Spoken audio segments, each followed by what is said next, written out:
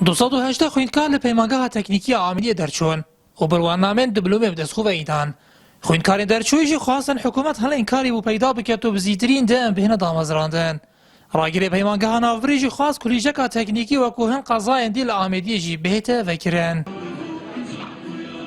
که دخواست سرکفتنی بو همه اول خوکم دخواست کم سرکفتنی بردوام و مازنتر بدست خوب ببینن و دخواست مش حکومت هرم کردستان او دامزراندن به قطبیه هبت چونکی آلمان جامعه دامزراندنه ما خواندن خواندی آلمان جامعه دامزراندنه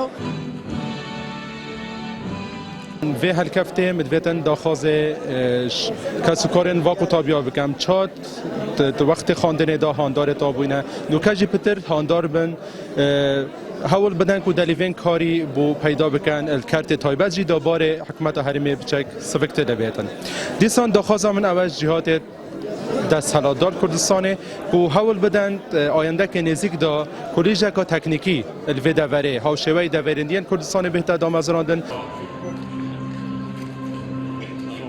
هاریکارên serokê zankuwa dûk bû karûbarên zanistî derbarê vekirina kulîjeka teknîkî li Amêdiyê ji wiha dibêje. Melbere inşallah dîv kadrê me tedrîsî û dîv imkanet me sal bi sal em qismetî vekeyne ve yan kolîca vekeyne ve ev rat wesîtin ser imkaniyatê madî ser binayeta û ser kadrê tedrîsî inşallah em texsîliyê nakin sal bi sal inşallah beşetî dêne vekirin.